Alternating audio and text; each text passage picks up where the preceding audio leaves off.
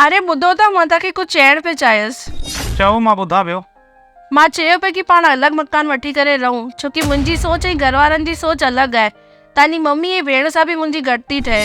हिन खां पहिरीं कोई ॻाल्हि वधे पाण मकान अलॻि वठी रहूं। हल पाण हिन बारे में ॻाल्हायूं था। तूं किथे बि वञे हींअर? हाँ, मां डॉक्टर खे बि ॾेखारण वञा, छोकी प्रेगनेंसी जा 3 महीना पूरा थी विया आहिनि न। अच्छा, तूं आराम सां वञजांइ। अचण जे टाइम मार्केट में पंहिंजे लाइ फ्रूट बि वठी अचिजांइ। ठीकु आहे, हाणे मां हलां थी।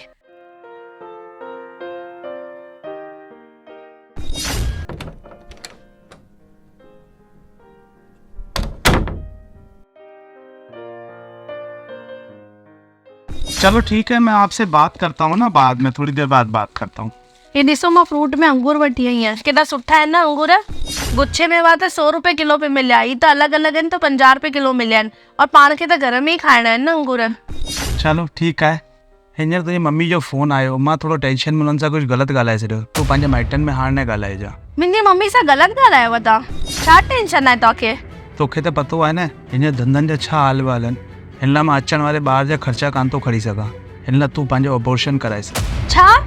ही छा पिया चओ तव्हां कि मां हिन ॿार खे ख़तमु करे छॾियां? तव्हां कहिड़ा पीउ आहियो? पंहिंजे ॿार खे नथा पाले सघो? माण्हू दर वञी औलाद घुरंदा आहिनि और तव्हां चओ पिया हिन ॿार खे ख़तमु करे छॾ। मां महिनत करे ख़ुदि हिन ॿार खे पालींदसि। ऐं तव्हां मुंहिंजी मम्मी सां ग़लति ॻाल्हायव। वरी चओ था कि मम्मी सां न ॻाल्हाइजा। उन्हनि मूंखे 28 साल पालियो आहे, उन्हनि जो पूरो हक़ आहे मुंहिंजे मथां। बस तुंहिंजो प्यार जाॻी वियो 3 महीने जे ॿार लाइ, ऐं हुनजो छा थींदो? 32 साल मुंहिंजे माउ पीउ मूंखे पासां गॾु रखियो आहे। तुंहिंजी मम्मी सां ग़लति ॻाल्हायो त तोखे बुरो लॻियो, ऐं जो तूं ग़लति ॻाल्हाई थी उहो कुझु कान आहे।